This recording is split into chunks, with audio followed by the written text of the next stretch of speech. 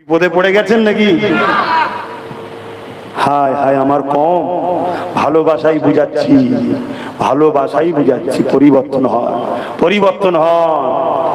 100টা প্যাকাটি হাতে রেখে পাগলা কুকুর তাড়ানো যায় না। 100টা প্যাকাটি হাতে রেখে পাগলা কুকুর বলবেন তো তাড়ানো যায় না। একটা মোটা লাঠি হাতে রাখেন মজবুত দেখে, একবার ঝাললে দেখবেন কুকুর আর এলাকাতেও আসবে না। আজকে সমাজে আপনাদের এই দশাটা হচ্ছে কেন?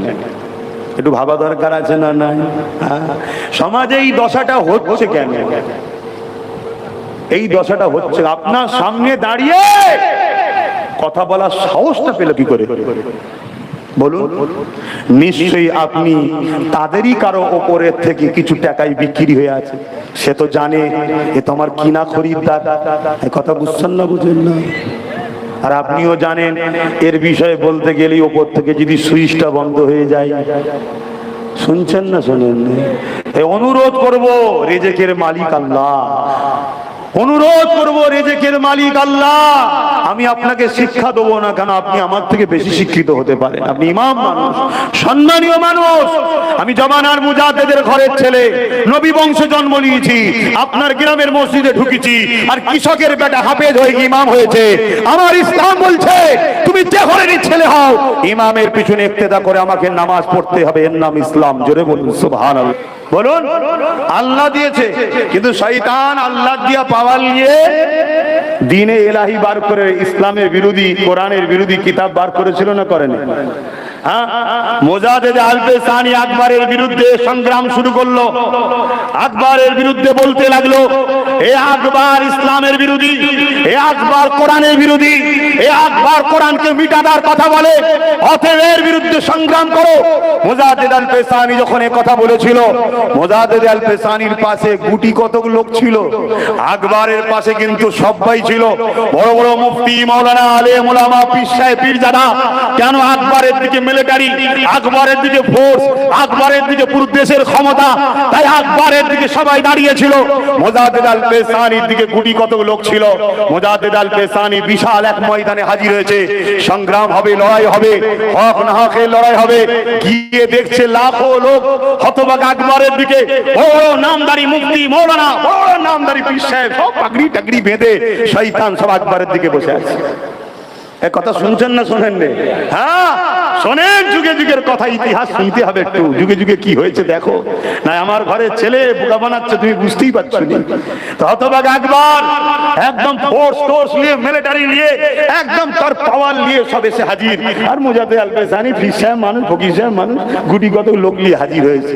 সবাই ঠাট্টাই আর কি করছে, হাসে, ঘটনা কি হবে রে, হানাবে তানাবে। হুজুর দূরে কাজ নামাজ পড়ে বলছেন, আল্লাহ মোজাদ্দেদ আল-পেসানি বাপের ঘর টিকাতে আসেনে, জমি জায়গার ভাগ দখল করতে আসেনে, মোজাদ্দেদ আল-পেসানি নিজের জন্য লড়াই করতে আসেনে। আয় আল্লাহ, এই জালিম তোমার কোরআনের বিরোধী করেছে, তাই এর বিরুদ্ধে আমি আওয়াজ তুলেছি। অতএব কোরআন তো তোমার কথা, তোমার ইজ্জতের কালামের কথা, ইজ্জতের পাওয়ার। আজ আমি মোজাদ্দেদ আল-পেসানি দেখতে চাই। বিশাল তুফান শুরু হলো। মোজাদ্দেদ আল-পেসানির গুটি কতক ছাড়া বাকি যারা ছিল সব বেটাকে ঠেলে ঠুলে নিয়ে যে দুমড়ে মুচড়ে জাহান্নামে যাওয়ার ব্যবস্থা আল্লাহ করে দিয়েছে। আর মোজাদ্দেদ আল-পেসানির গুণকে আল্লাহ তার রহমতের চাদর দিয়ে ঘিরে রেখেছে। জোরে বলুন সুবহানাল্লাহ, আরো জোরে বলুন। কয়েকশো বছর হয়ে গেল, মোজাদ্দেদ আল-পেসানি চলে গেছে, হতভাগা আকবরও চলে গেছে। আকবরের দরবারে কেউ যায় না। যায় তার বাড়ি কোথা, তার ছেলে কটা, তার কবর কোথা কেউ দেখতে যায়। কিন্তু মোজাদ্দেদ আল-পেসানির দরবারে আজও কোটি কোটি কোটি লোক যাচ্ছে। জোরে বলুন সুবহানাল্লাহ। তাই একটা প্রবাদ বাক্য আছে, সব জায়গায় বুড়ো হওয়া যায়, মোস্তফার গোলামরা কখনো বুড়ো হয় না। জোরে বলুন সুবহানাল্লাহ। তাই ফুরফুরায় যতদিন মেজে হুজুর বেঁচে ছিল, আব্বাস হুজুর জন হতে পারে, মেজে হুজুরের লাইনটা আমার থেকে বড় ছিল মুসাফা করার। কারণ এখানে বুড়ো হলেই দাম আরো বাড়ে। নবীর গোলামিতে যত বয়স বাড়বে তত দাম বাড়বে, বাকি সব জায়গায় দাম কমে যায়। দেখো না এখন বিভিন্ন দলের মধ্যে বুড়ো ছোকরাদের নিজেদের মধ্যেই লড়াই হচ্ছে না, হয়নি? কিন্তু মোস্তফার গোলামদের মধ্যে দেখো, যত নবীর গোলাম বড় হয়, বুড়ো হয়, সমাজ তাকে তত বেশি আরো সম্মান শ্রদ্ধা করে। জোরে বলুন সুবহানাল্লাহ। মিলাও মিলাও, নায়ক নায়িকার দিকে যাও না, একটু একটু চামড়া ঢিলে হয়ে গেল অমনি অন্য নায়ক নায়িকা ধরে লাই, এ আর ভালো ভালো লাগেনি, বুড়ো হয়ে গেছে রে। আর মোস্তফার গোলাম যত বুড়ো হয় তার তত সম্মান বাড়ে। আগে হয়তো শুধু মুসাফা করতো, এখন বুড়ো হয়ে গেলে জুতো নিয়ে বগলে করে দাঁড়িয়ে থাকে, আমার হুজুরের জুতো। জোরে বলুন সুবহানাল্লাহ। নবীর গোলামি করো, নবীর গোলাম হও, নবীকে মডেল হিসাবে মানো। মুসলমান, তোমার মডেল কোনো অন্য কেউ হতে পারে না। তোমার মডেল একজন মোহাম্মদ রসুল। আব্বাসও তোমার মডেল নয়, কোন মুফতি মৌলানা ইমাম তোমার মডেল নয়। হ্যাঁ, মুফতি মৌলানা ইমামের মধ্যে যারা রসুলকে চেনায়, নবীর সঙ্গে জুড়তে চায়, তারা তোমার কাছে সম্মানের জিনিস। কেন? তারা রসুলের পক্ষে গোলামি করছে, নবীর পক্ষে বলছে, এই তাদেরকে সম্মান করলে রসুল খুশি হবে। জোরে বলুন সুবহানাল্লাহ। কিন্তু মডেল হলো রসুল। লাকাদ কানা লাকুম ফি রাসূলিল্লাহি উসওয়াতুন হাসানা। আমি আবার বলছি সে আয়াতটাকে, নামাজ রসুলকে দেখে, রোজা রসুলকে দেখে, হজ রসুলকে দেখে, যাকাত নবী যেভাবে দিতে বলেছে, আত্মীয়তা করা রসুল যেভাবে করেছে, সংসার করা রসুল যেভাবে করেছে। তোমার জিন্দেগির প্রত্যেকটা কাজে তুমি রাজনীতি করতে চাও, তোমার মোহাম্মদ রসুল যেভাবে বলেছে, শুনছো না? শোনো না? তুমি রাষ্ট্র চালাতে চাও, তোমার মোহাম্মদ রসুল যেভাবে বলেছে। আমি চ্যালেঞ্জ দিচ্ছি, রুহে জমিনের উপরে, আসমানের নিচে কোন মায়ের বেটা কোনো পয়দা হয়নি যেমন নবীর লাইফ স্টাইলের কোন কাজকে বলে দেবে এটা মানবতা বিরোধী, সমাজ বিরোধী, দেশ বিরোধী, গণতন্ত্রের বিরুদ্ধে বলতে পারবে না। আমার রসুল এমন একটা মডেল, পৃথিবীর তুমি যেখানেই থাকো না কেন, রসুলকে ধরলেই শ্রেষ্ঠ মডেল হবে। জোরে বলুন সুবহানাল্লাহ। আরো জোরে বলা যাবে, আরো খুশিতে বলা যাবে, নারায়ে তাকবীর।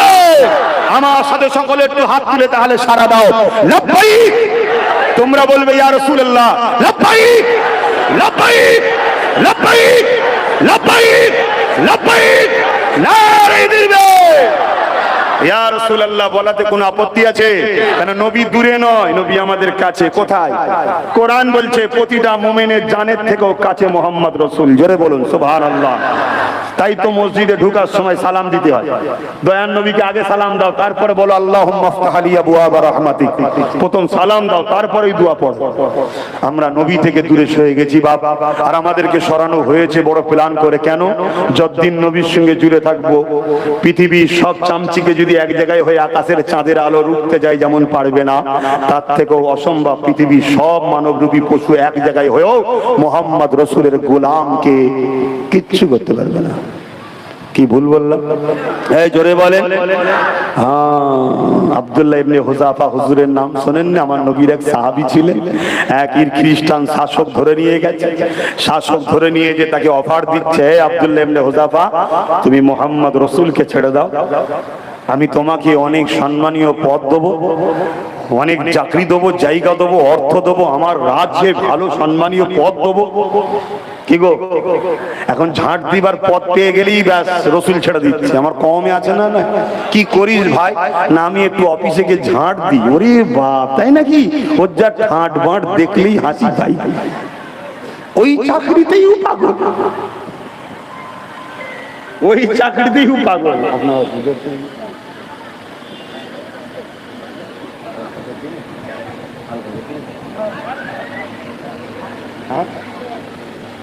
আমি যেটা বলি চুরি হয়। আপনাদের অসুবিধা হচ্ছে? গরমে অসুবিধা হয় না তো? আর আমার বলাতে অসুবিধা হচ্ছে না? হযরত আব্দুল্লাহ ইবনে হুযাফাকে বড় পদের সম্মান দেখানো হলো, লোভ দেখানো হলো। আব্দুল্লাহ ইবনে হুযাফা বলছে, এই জালিম, তুই কিছু পদের কথা বলছিস কেন? পুরো যদি হুকুমতটাও দিয়ে দিস, পুরো হুকুমতটাকেও যদি দিয়ে দিস, তোর সিংহাসনের দিকে একবারও তাকিয়ে দেখবো না। মুস্তাফা জানে রহমতের কদমে মরাকে পছন্দ করি। জোরে বলুন সুবহানাল্লাহ। কারণ এই জিন্দেগির কোনো দাম আছে? কেন এক্ষুনি যদি নিঃশ্বাসটা বেরিয়ে যায়, কি গো সবশেষ তো? আচ্ছা বলুন তো, শরীরের সঙ্গে রুহের কত সম্পর্ক? সব থেকে আপন তো নাকি? কতদিন সাথে আছে না? 50 বছর, 30 বছর, 40 বছর সব সাথে আছে না? হ্যাঁ, এতদিন থাকার পরও এক সেকেন্ড আপনার কথা শুনবে? আল্লাহ ডাক দিয়েছে চলে আয়, আর আপনি যদি বলি এক সেকেন্ড দাঁড়া না, পানিটা শুধু ঘিলে এলি, শুনবে? কারো কথা শুনবে না। কেন? এটা আল্লাহর হুকুম বলা হয়, রূহ এ বেরিয়ে চলে যাবে। আব্দুল্লাহ ইবনে হুযাফা বলছে আমি রাজি নাই হতে। ও ঠিক আছে, একে জিন্দান খানায় নিয়ে বড়, কিছুদিন খেতে দিও না, এমনি দেখবে সব ঠিক হয়ে যাবে। খিদে ভাই বড় জ্বালা না নাকি? খিদে বড় জ্বালা তো নাকি? যেমন আমার কিছু ভাই আছে পেট ভর্তি করে আসার পরও কেউ যদি বলে আইনা রে বস না বিরিয়ানি আছে, মরা না জেন্ত মুরগির দেখা দেখি নিয়ে হাত গুটিয়ে খাওয়া শুরু করে দিল। আছেন না? নাই, আমার ভাইদের কথা বলছি, আমি অন্য কারো কথা বলছি না। আমার ঘরে জন্ম নিয়েছে, আমার খ্যাতের লোক সে, তারা সেই যদি আমার খ্যাতের না হতো আমি কিচ্ছু কথা বলতাম না। কেন ও যখন জুলুমের শিকার হয়ে টপে পৌঁছে গিয়ে ধরা পড়বে, ওর জন্য পুরো কমকে মিডিয়াতে গাল খেতে হবে। ভুল বলছি? তাহলে অন্যায় করছে একজন আর বদনামের ভাগ নিচ্ছে পুরো কম। যারা এই বদনাম দিচ্ছে ওই শয়তান গুলো কোজি জিজ্ঞেস করে, ওরে শয়তান ভালো কাজের সময় তো কমের নাম করিস না, এই একটা দুটো বদমাইশ করেছে পুরো কমকে বদনাম করছিস কেন? বলছে আমরা তো এই সুযোগেই থাকি। কথা বুঝে আসছে? তো আব্দুল্লাহ ইবনে হুযাফাকে 3 দিন খাওয়া বন্ধ, ডাক্তার সাথে রেখে দেওয়া হয়েছে। কিছু কিছু কিতাব আছে 1 সপ্তাহ ডাক্তার রেখে দেওয়া হয়েছে। বলেছে দেখবি যখন মরার সময় একদম হয়ে যাবে তখন বলবি। তখনকার সময় মেরে দেওয়ার থেকে বড় চ্যালেঞ্জ ছিল নবী সাহাবীকে নিজের দলে আনতে পেরেছি। যেমন আজকাল চ্যালেঞ্জ হয় না কি গো, বাজারের একটা মানিক পাখিকে ধরে নিয়েছে, বলছে এই দেখো ওনার দল থেকে আমার দলে চলে এসছে। বলে না বলে না, আদৌ তাকে কেউ চেনেই নেই বলতে চলে এসেছে। এরকম হয় না? হয় না? হ্যাঁ, রেসারেসি চলে, তখনও ছিল। তখন সিস্টেমটা একটু ভিআইপি আর একটু বড় ছিল, এখন আরেক সিস্টেম হয়েছে। তো যাই হোক, আব্দুল্লাহ ইবনে হুযাফাকে মেরে দিতে চাইছে না, কেননা একটা বড় টিমের উনি সর্দার ছিলেন, একটা সাহাবা কাফেলাদের সর্দার। আব্দুল্লাহ ইবনে হুযাফাকে যদি খ্রিস্টানের দিকে আনা যায় তাহলে মেসেজটা খ্রিস্টান বাদশা ছড়াবে, আরে মুহাম্মাদের গোলামকে আমরা সামান্য পদ দিয়ে কিনে নিয়েছি। এটা ইসলামের জন্য একটা লজ্জিত বিষয় না? বিষয় নয় বলো? কিন্তু আমরা তো 1 কাপ চায়ও বিক্রি হই। ভুল বলা হচ্ছে? আজকেই সন্ধ্যেবেলা এমন ঘটনা ঘটতে পারে, হয়তো দেখা যাবে তোমরা কেউ যাচ্ছ, কেউ ডেকে বলবে এদিকে, তুমি যে বললে দে দাদা বলো কি হয়েছে, এলে চা খা, চাটা যেই এক ঢোক মেরে দেবে অমনি বলবে আব্বাস সিদ্দিকী ঠিকই আছে, নামাজ রোজার কথা বলবে, সব বলা কি দরকার বল দেখি, অমনি তুমি এক ঢোক খেয়ে নিবার পরে বলবে ঠিকই বলেছে। 1 কাপ চাই বিক্রি হয় না? হয় না? হ্যাঁ, বাপের বেটা যদি থাকো গরম চা মুখে মেরে দেবে, মেরে দিয়ে বলবে তোর মতো গাদ্দারকে তুমি চিনতাম না, আজকে চিনে গেলাম। কথা মাথায় ঢুকছে না? ঢোকে না? হ্যাঁ, যদি সেই গাদ্দার তোমাকে ওর জন্য আরো বড় শাস্তি দেয়, খুশি মনে মেনে নাও, কিন্তু মনে রেখে দিও পরকালে তোমার হাসর নাসরটা সাহাবাদের কাতারে, ওলিদের কাতারে, আলেমের কাতারেই হবে। জোরে বলুন সুবহানাল্লাহ। আর ও শয়তানকে চিনে রাখো, ওরও দেখবেন একদিন হবে মৃত্যু, ওরও হবে একদিন মৃত্যু। কিন্তু ওর মাইয়াতকে নিয়ে দেখবে মুসলমানের থেকে বেশি সমাজের এক শ্রেণীর মানুষ ধরে টানাটানি করবে, যারা দেখা যাবে সমাজে কিছু বোঝেই না। কথা মাথায় ঢুকছে? হ্যাঁ, ওর মৃত্যু ওইভাবেই হবে, কিছু করার নেই। কেন আমার মুখের কথা, মুখ আমার কথা কোনো তো দিনের কথা বলছি, ঠিক না বে ঠিক গো? হ্যাঁ, কারো যদি বুঝতে অসুবিধে হয় তার উচিত হবে 1 বার নয় 100 বার বসা। আসুন বসি, কি বলতে চাইছেন আমি তো বুঝতে পারলাম না, আমি আবার বুঝাবো। আবার কি বলতে চাইছেন বুঝতে পারলাম না, আবার বুঝাবো। 1 বার নয় 100 বার বুঝাবো। কিন্তু তুমি ইতিহাসের পাতা থেকে বেরিয়ে গেলে হবে না। এই পৃথিবীর জমিনে 2.5 কোটি মুসলমানকে মেরেছে, যার নাম হলো চিঙ্গিস খান। কিসের পাওয়ারে মেরেছিল? রাজ ক্ষমতার পাওয়ারে, ফোর্স নিয়ে, মিলিটারি নিয়ে পৃথিবী থেকে ইসলামকে মুছে দিবার স্বপ্ন দিয়েছিল চিঙ্গিস খান। 2.5 কোটি মুসলমানকে মেরেছিল।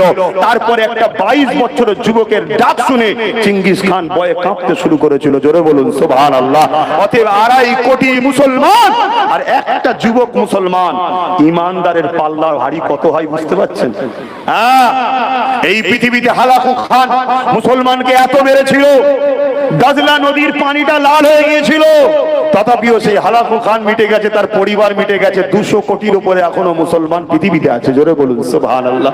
আপনি যদি বলেন এটা বলছেন কেন, এতে কি ব্যাপার, এটা ইতিহাস শোনাচ্ছি কেন, কাল আমাদেরকেও শেষ করার জন্য 2 ধরনের দুশমন উঠে পড়ে লেগেছে। এক প্রকাশ্য বলছে ধর মারবো মারবো, আর একজন আঁচল পেতে দিয়ে বলছে আই বাঁচাবো বাঁচাবো। দুটোই হলো শয়তান মারার ধান্দায় ঘুরছে। কথা বুঝছেন না, বোঝেন না? একদম সব সব কথা বলে যাচ্ছি। কেন? তুমি যদি মরে যাও, তোমার এই বেগুনা ছোট ছোট বাচ্চাগুলো কি অপরাধ দিয়েছে তোমার ঘরে জন্ম নিয়ে? এদের কথা তুমি ভাববে না? আজকে প্যালেস্টাইনে কি হচ্ছে? 80 বছর ধরে তাদেরকে খাইয়েছে, পরিয়েছে, জামা কাপড় দিয়েছে, সবকিছু দিয়েছে। যাই যে সাপকে দুধ কলা খাইয়ে বড় করেছিল, তারাই আজকে দেখো প্যালেস্টাইনবাসীকে মারছে। তোমার আমার 80 হতে তো আর 3 বছর বাকি আছে। যাদেরকে দুধ কলা খাইয়েছো সব তো বাবা দেখো না, এখন সব মুখ ঠেকিয়ে কথা বলছে, মাঝে মাঝে বেরিয়ে পড়ছে। কি বেরোচ্ছে না? বেরোই নে। তাই আমি বারবার বলি, রসুনকে মাঝে মাঝে দেখবে। রসুন চেনো না? রসুন আমার মায়েদের কাছে যে বলবে আম্মা রসুন কোনটা, রসুন দেবে, দেখবে রসুনের মাথাগুলো সব আলাদা থাকে আর পিছনটা দেখবে এক, সব এক জায়গায়। এদের সব বিভিন্ন কালার, বিভিন্ন মাথা, বিভিন্ন দিকে সব ভেঙে আছে, এদের পিছনটা সব এক। এদের ধান্দা গরিব শেষ করো, আর আমরা সব থেকে গরিবে ফাঁসতে। হায় হায় হায় হায় হায়।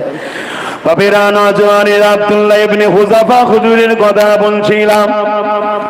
ডাক্তারকে ঘরের মধ্যে বারবার চেকআপের জন্য পাঠায়, আর আব্দুল্লাহ ইবনে হুযাফাকে বন্দী করে রেখে দিয়েছে, কোনো খাবারের ব্যবস্থাও করেনি। ডাক্তার দিনেতে খবর দিয়ে দিল, এ রাজা মশাই, আর আব্দুল্লাহ ইবনে হুযাফার অবস্থা ভালো নয়, মারা যেতে পারে, এর এখন খাবারটা দিতে হবে। ওই সময় আব্দুল্লাহ ইবনে হুযাফার কাছে খাঞ্চা করে খাবার চলে এলো, সুন্দর রেশমের কাপড় ঢাকা দিয়ে। যখনই খাঞ্চাটা তোলা হয়েছে, ওই খাঞ্চার মধ্যে দেখতে লেগেছে শুকরের গোশত আর মদ রয়েছে। কেননা বাদশা জানে আব্দুল্লাহ ইবনে হুযাফাকে যদি এই হারাম খাদ্যটা খাওয়াতে পারি, ওর দিন থেকে কয়েক কদম হলেও দূরে সরে যাবে, ওকে আরো দুর্বল করা যাবে, ওর ঈমানটা একটু কমজোর হয়ে যাবে।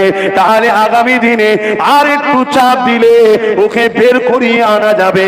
আব্দুল্লাহ ইবনে হুযাফা এখন ক্ষুধার্ত আছে, এই সময় খাবারটা দিলে ও হয়তো খিদার চোটে মেনে নেবে। কিন্তু আব্দুল্লাহ ইবনে হুযাফা যখনই দেখেছে ওই খাবারের থালটাকে উল্টে দিয়ে বলতে লেগেছে, ইন্না লিল্লাহি ওয়া ইন্না ইলাইহি রাজিউন। সব কিছুই আল্লাহর জন্য, আল্লাহর কাছে সবাইকে ফিরে যেতে হবে। এ যুবকেরা, আব্দুল্লাহ ইবনে হুযাফার খবরটা রাজার কাছে চলে এলো। এই রাজা আব্দুল্লাহ ইবনে হুযাফা ওই হারাম খাদ্যটাকে খাইনে সে উল্টে দিয়েছে। সে বলতে লেগেছে, আমি আল্লাহটাকে সারা দিয়ে চলে যাওয়া পছন্দ করি, এই হারামের এক লুকমা খাবারকে পছন্দ করি না। আল্লাহ। বাদশা হারাম খাদ্য কেন দিচ্ছিল? হারাম খাদ্য খেলে রসুল থেকে ও দূরে সরবে, আর রসুল থেকে দূরে সরে হলে কার সাহায্য দূরে যাবে? বলুন। আল্লাহ সাহায্য দূরে সরে যাবে। আর আল্লাহ সাহায্য যখন কারো উপর থেকে দূরে সরে যায়, তাকে গোলাম বানানো সহজ না? সহজ নয়। হারাম খাদ্য খাওয়াও। আজকেও আমাদের ঘরে আজকের ক্ষমতাশালীরা হারাম খাদ্য খাওয়াচ্ছে না? খাওয়ায়নি? জোরে বলেন, কথা বলুন। সুস্থ শরীর থাকার পরও কারো কাছ থেকে 100 টাকা ভিক্ষা নেওয়া, ওটা হালাল না হারাম? খুব ভালো করে মাথায় ঢুকাও। কিসের টাকা? মদের, জুয়ার, না লক্ষ কোটি মুসলমানের রক্ত চুষা টাকা? তুমি জানো তোমাকে ফ্রিতে দেওয়া হচ্ছে, তুমি খুব বগল বাজাচ্ছ, খুব খুশিতে খাচ্ছ। তোমার বাড়িতে এমন একটা ফুসকুড়ি জন্মাবে, একটা ছেলে আল্লাহ দেবে, তোমার নাম নিশানা মিটিয়ে দেবে। জানো, ওই পয়জন এমন একটা তৈরি করে দেবে আল্লাহ। আমার কথা অসুবিধা হচ্ছে? আমি তো আমার দিনকে বাঁচাবার, কওমকে বাঁচাবার জন্য বোঝাচ্ছি। আমি তো আমার কওমকে দিনের রাস্তায় আনার জন্য বলছি। যুগে যুগে ইসলামের সবথেকে বড় দুশমনি করেছে দুই শ্রেণীর লোক। এক শ্রেণীর লোক হচ্ছে যারা ক্ষমতার লোভে মানুষের প্রভু হবার স্বপ্ন দেখেছে তারা। আর এক শ্রেণীর লোক হচ্ছে যারা তাদেরই অর্থে সমাজে মুসলমানদের সহবতে থাকে, যাদেরকে বলা হয় নকল মুসলমান, মুনাফিক মুসলমান। কথা মাথায় ঢুকছে না? ঢুকে নেই। আজকে যখন তাদের দুনিয়ার কোন প্রতিনিধির বিষয়ে কিছু বলবে, ওই নকল মুসলমানের বুকে ব্যথা হবে। আর যখন আমার রাসূলুল্লাহকে নিয়ে যখন কেউ কিছু বলবে, তখন এই নকল মুসলমানের বুকে ব্যথা হবে না। যখন ওই দুনিয়ার জমিনে তার দুনিয়ার প্রতিনিধির বিরুদ্ধে কিছু বলবে, নকল মুসলমানের বুকে ব্যথা হবে। যখন আমার কোরআনকে মিটে যাওয়ার কথা বলবে, তখন এই শয়তান মার্কা হারামখোর মুসলমানের বুকে তখন ব্যথা হবে না। এদেরকে চিনার নমুনা বলে যাচ্ছি, চিনবেন তো নাকি? এক বস্তা আলুতে যদি 5টা আলু পচা থাকে, পুরো আলুকে পচাতে কদিন সময় লাগবে? বেশি দিন লাগবে? জোরে বলুন। কিন্তু বাকি আলুগুলোকে বাঁচানো যাবে না, যাবে না যদি 5টাকে বস্তা থেকে বার করে দেয়। অতএব আপনারা সংগঠিত হন, ঐক্যবদ্ধ হন। যারা এই সমাজে ইসলামের দুশমনদের দালালি করে, তাদের ঘরে সমাজ থেকে বয়কট করুন। তাদের কোনো ডাকে সাড়া দেবেন না। হয়তো 5 বছর কষ্ট হবে, কিন্তু মনে রাখবেন একদিন আল্লাহ আপনাদের হাতে দুনিয়ারও পাওয়ার দেবে, আখিরাতের শান্তিও ফিরিয়ে দেবে। জোরে বলুন সুবহানাল্লাহ। সংগঠিত হন, গ্রামে ঐক্যবদ্ধ হন, নিজেরা নিজেরা এক হয়ে যান। আর যদি না হন, যেমন কোন গাছকে কাটতে গেলে কুরুলের লোহার ক্ষমতা নাই, যদি বাঁট টানা সাথ দেয়, আমার গ্রামে 2-5টা যদি সাথ না দেয়, আমাদেরকে কেউ কাটতে পারবে না। আরে চেঙ্গিস খানের মতো দাদাকে, যার কথা শুনলে পৃথিবী ভয়ে কাঁপতো, গাছ পর্যন্ত কোন এলাকায় গেলে গাছকে রাখতো না, পুড়িয়ে শেষ করে দিত। পশু পাখি জীব জন্তু 1 লক্ষ নারীর ইজ্জত লুটেছে চেঙ্গিস খান। কত? 1 লক্ষ। সেই চেঙ্গিস খানকে একটা 22 বছরের যুবক কাঁপিয়ে দিয়েছে। আলহামদুলিল্লাহ বলেন। আমরাও দেখছি আজকের দিনে ছোটখাটো চেঙ্গিস খানকে একটা 28-30 বছরের ছেলে কাঁপিয়ে দিচ্ছে। বলুন আলহামদুলিল্লাহ। আরো বলুন আলহামদুলিল্লাহ। কথা বলছি, বুঝতে পারছেন না? বলেন হ্যাঁ, সজাগ হন, সজাগ হন। কি চলছে আপনার পিছনে আপনি বুঝতে পারছেন না কেন? আপনি তো পোল্ট্রি মুরগি হয়ে গেছেন। পোল্ট্রি মুরগি বলছেন, বাজারে পোল্ট্রি মুরগি কেনেন, এইটা খেয়াল করে হয়তো কোনোদিন কেনেন না। আমি যে কথাটা আজকে বলবো, আজকে হোক কালকে হোক যাবেন, এমনি তো বলবো পোল্ট্রি মুরগি কম খাওয়া ভালো, কেন ও থেকে অনেক বড় বড় রোগও হচ্ছে। তারপরও এখন ও ছাড়া আর খাবেন কি? কুটুম এসে গেলে চট করে লিয়াই বাবা রেঁধে দিয়ে দে। দেশি মুরগি তো পাওয়াই যায় না, সব উঠে যাচ্ছে ভালো ভালো জিনিস। এটা একটা খোদার মার, ভালো ভালো জিনিস উঠে যাচ্ছে। কথা বুঝে আসছে? আগে কত রকম ফল পাকড় দেখা যেত, এখন সব নেই। আগে ফল পাকড় অনেকদিন করে ঘরে থাকতো, এখন যদি মেহমান লিজে পনলাসার যদি 1 কেজি আপেল লিজে দেয়, আমি মনে করি 2 দিন ধরে খাবো, 3 দিনের মাথায় দেখছি পচে যাচ্ছে। যে খোদার মার, উঠে যাচ্ছে রহমত। তো পোল্ট্রির মুরগিতে যাবেন, বাজারে যাবেন, যে দোকানে বলবেন যে ভাই একটা পোল্ট্রি মুরগি দেন তো, আর দাঁড়িয়ে দাঁড়িয়ে দেখবেন। ধরেন না 10টা মুরগি আছে, কথা বুঝছেন? ওই 10টা মুরগির মধ্যে একটা মুরগিকে ধরছে, 10টা মুরগি দেখবেন কোন রকম একটু না লড়লে নয়, তা একটু ঝাপটা ঝাপটি করছে। একটাকে ধরে নিল, যখন ধরে নিল ওরই সামনে বাকি 9টার সামনে জবাই করছে। 9 জন দেখছে যে আমার জাত ভাইকে ধরে নিতে জবাই করছে, টুকরো টুকরো করছে। ও দেখার পরে আবার খাওয়াতে ব্যস্ত। করে না? আজকে আবার মিলাবেন, কালকে মিলাবেন গিয়ে। আবার ধরেন কেউ একজন যে বললে একটা মুরগি দাও তো ভাই, 9টা এখন রয়েছে, 9টা থেকে আবার একটাকে ধরছে ওরই সামনে, বাকি 8টা কোন রকম একবার না দেখলে নয় দেখলো, ওর সামনেই কাটলো, টুকরো টুকরো করলো, ও সেই খাওয়াতেই ব্যস্ত। হচ্ছে না, হয়নি? আজকে আমরা চোখের সামনে দেখছি, এখানে মেরে ফেলছে, ওখানে মেরে ফেলছে, ওখানে মেরে ফেলছে, আমার আদের কোনো ধান্দা নেই, সেই খাওয়াতেই ব্যস্ত। ওই ফিরি দিয়েছে খা, আলু দিয়েছে খা, তেল দিয়েছে খা, পটল দিয়েছে খা, খাওয়াতেই ব্যস্ত। একবারও ভাবছিনি যে এই জেলখানা থেকে কি করে বেরিয়ে আমরা বাঁচবো, আমার পরিবার আমার বাচ্চারা কি করে বাঁচবে। একবারও যেমন পোল্ট্রি মুরগি ভাবেনে, আমাদেরও ভাবনা স্বপ্ন আছে নাকি? জোরে বলুন। আর যখন বলা হবে বেরো, তখন পোল্ট্রি মুরগির মধ্যে কোন রকম থাপ থাপ করে লড়ে লড়ে বলবে কি করব ভাই, খেতে তো পাচ্ছি, কি গো বলেন না, বলেন কষ্ট দিচ্ছি, তাহলে ছেড়ে দেন। বিপদে পড়ে গেছেন নাকি? হায় হায় আমার কম, ভালোবাসাই বুঝাচ্ছি, ভালোবাসাই বুঝাচ্ছি। পরিবর্তন হয়, পরিবর্তন হয়। 100টা প্যাকাটি হাতে রেখে পাগলা কুকুর তাড়ানো যায় না। 100টা প্যাকাটি হাতে রেখে পাগলা কুকুর বলবেন তো তাড়ানো যায় না। একটা মোটা লাঠি হাতে রাখেন মজবুত দেখে, একবার ঝাললে দেখবেন কুকুর আর এলাকাতেও আসবে। এই যে বারবার চারিদিকে ঘেউ ঘেউ ঘেউ ঘেউ ঘেউ ঘেউ শুনতে হচ্ছে না, এই মোটা লাঠি দেওয়া হয়নি বলে তাই এই প্যাকাটি আপনারা সব জড়ো করে রেখেছেন। একে লিয়াও, ওকে দাও, সব প্যাকাটি তো। কোনো ভিত আছে নাকি? সবার কলার সবার হাতের মধ্যে পড়ে আছে। কাকে কখন ফোন করে বলছে কালকে পাঠাবো দেখবি, অমনি সে সুর হালকা করে দিচ্ছে। কি হালকা করছে না করে না? অতএব মজবুত লাঠি তৈরি করো, ইমানদার ছাড়া মজবুত লাঠি হবে না। বোঝার হয় বোঝো। বাবেরা নওজওয়ানেরা, আব্দুল্লাহ ইবনে হুযাফা কথা যখন রাজার কাছে পৌঁছে গেল, রাজা বলল শোনো গো, এখনো ওর চর্বি গলেনি, আরো কয়েকদিন রাখো, তারপরে দেখবে এমনি এমনি ঠান্ডা হয়ে যাবে। এ যুবকেরা, তরুণীরা, বাবেরা, আব্দুল্লাহ ইবনে হুযাফাকে আরো কিছুদিন রেখে দেওয়া হলো। এরপরে রাজা চেষ্টা করলো আব্দুল্লাহ ইবনে হুযাফার কাছে একটা মিশর থেকে ওই রাজ্যের সুন্দরী নারীকে তার শরীরের কাপড়কে খুলে নিয়ে আব্দুল্লাহ ইবনে হুযাফা ঘরে পৌঁছে দিয়েছে।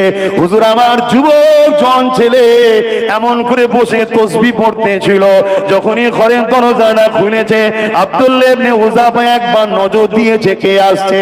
যখনই দেখেছে একজন উলঙ্গ নারী আসতে লেগেছে, আস্তাগফিরুল্লাহ বলে আল্লাহু আকবার বলে সিজদায় পড়েছে।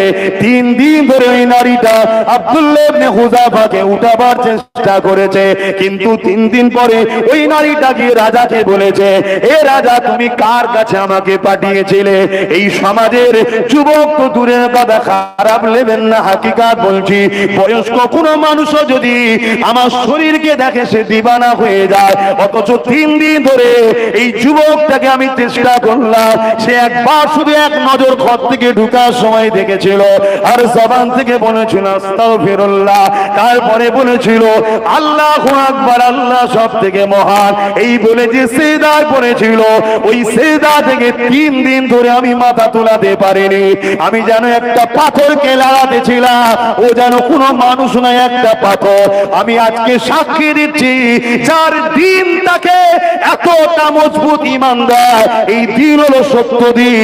আমি আজ থেকে নিজের পাপ কর্মের জন্য তওবা করে এবং আব্দুল্লাহ ইবনে হুযাফা দিন ইসলামের মধ্যে আমি নারীও কবুল করে নিলাম। আরো জোরে বলুন সুবহান।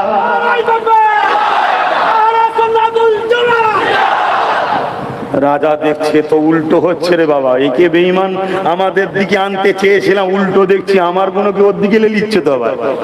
উল্টো না, উল্টো না কি? তখন রাজা দেখলো এই তো খুব প্রেস্টিজের ব্যাপার। আরো অনেক বড় কথা, রাজার মধ্যে একটা ভয় আল্লাহ তৈরি করালেন। কি ভয়? অন্তরে ভয় কে দেয়? জোরে বলেন।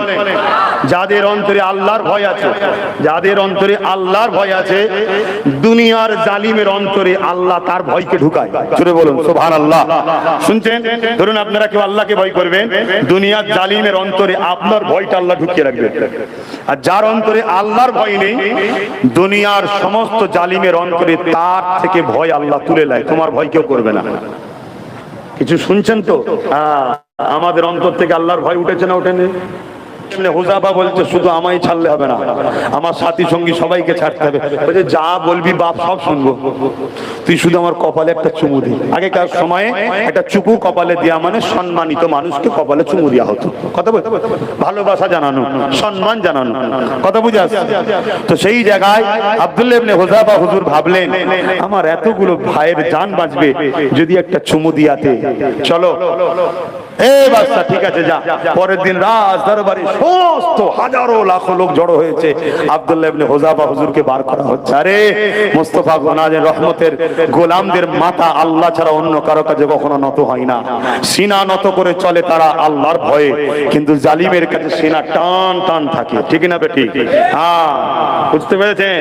হ্যাঁ, সিনা টান করে যাবেন, কোনো অসুবিধা নেই, দেখার দরকার আছে। এটা তো শরীয়তের হুকুমও আছে। কাবা শরীফ তওয়াফের মধ্যে একটা তওয়াফ আছে, তওয়াফে রমাল বলা হয়, তাই তো? তওয়াফে রমাল বলা হয় কেন? ইচ্ছা করে সিনা ফুলিয়ে ফুলিয়ে হেলে দুলে তওয়াফ করতে হয়। কেন? মক্কার জালিমরা ছিল বড় অহংকারী, বড় অহংকারী। কাবা শরীফ যখন আমার আল্লাহ ফতেহ করালেন, একটা চড় ছাড়া কাবা শরীফ দখল হয়েছে, কোনো লড়াই হয় না, শুধু প্রেম ভালোবাসাতে কাবা দখল হয়ে গেছে। জোরে বলুন সুবহানাল্লাহ। আমার রাসূল বললেন সব বেঈমান মক্কার যারা ছিল জালিম, যারা সর্দার, সহিংসা তারা সব পদে ছিল, তারা সব এসে চতুর্দিকে ঘিরে আছে, ওদের মাথা হ্যাট হয়ে গেছে, কাবা দখল হয়েছে, কথা বুঝে আসছে না? নাই তখন আমার রসুল বললেন আল্লাহর ঘর জালিমদের হাত থেকে আল্লাহ উদ্ধার করালেন, অতএব এরা সব দাঁড়িয়ে আছে, এরা বড় অহংকারী, অহংকার দেখানো যে কত কষ্টের জিনিস, এদেরকে একটু বুঝিয়ে দাও। তাই একবার তওয়াফে রমাল, সেনাকে ফুলিয়ে ফুলিয়ে তওয়াফ করার একটা সিস্টেম আল্লাহ রসুল চালু করে দিলেন।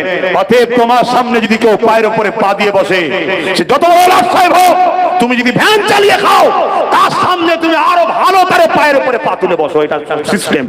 তবে সে বুঝবে অহংকারটা কি জিনিস।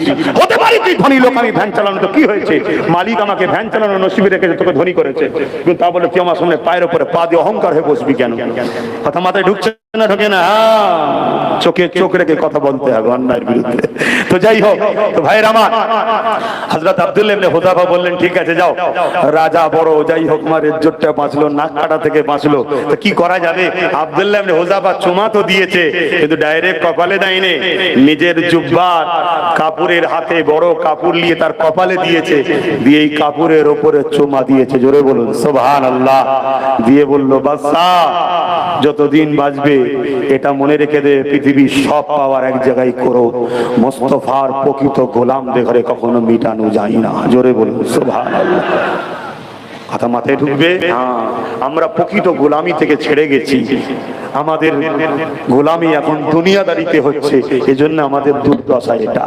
না হয় বলুন, হযরতে বেলালকে যখন গরম বালির উপরে শুইয়ে দিয়ে বলেছিল, এ বেলাল আল্লাহকে ছেড়ে দে, রসুলকে ছেড়ে দে, তোকে আমি আজাদ করে দেবো, তোকে অনেক অর্থ দেবো, সম্মান দেবো, পদ দেবো।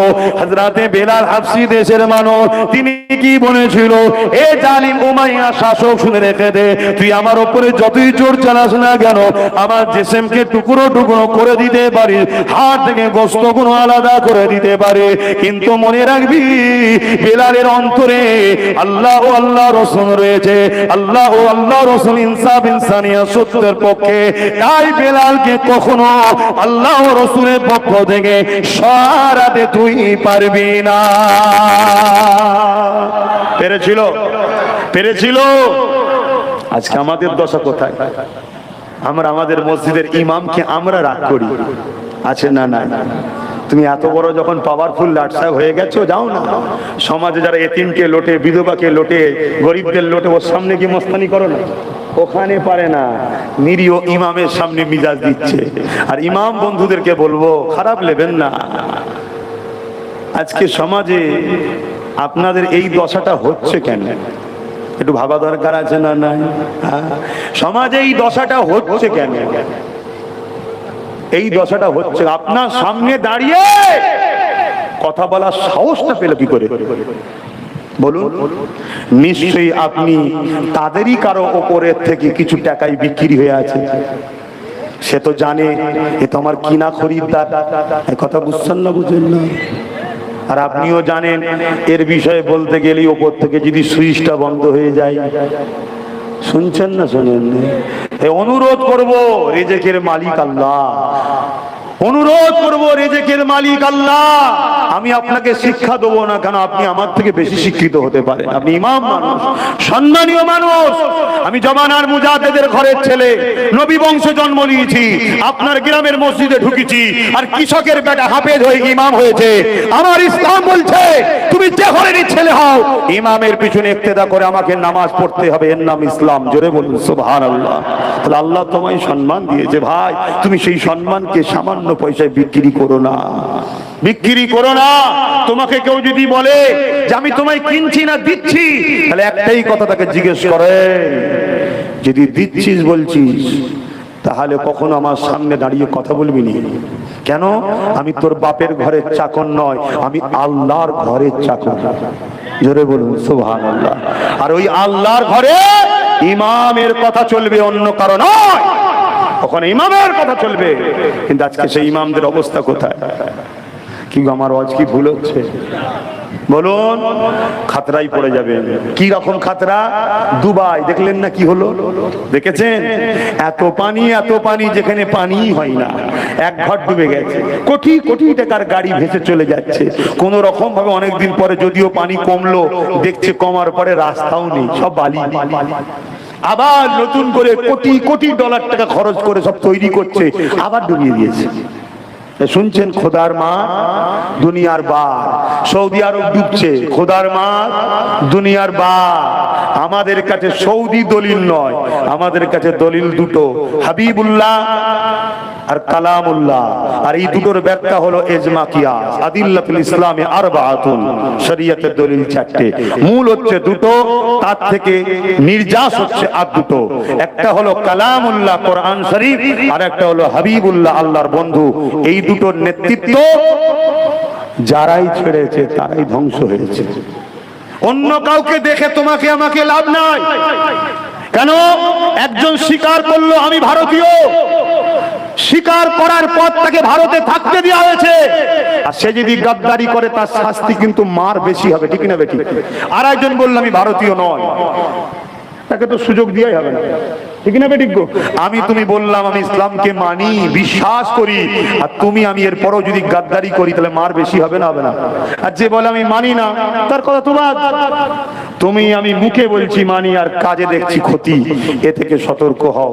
আল্লাহ আমাদেরকে বোঝার তৌফিক দিক, বলুন আমিন।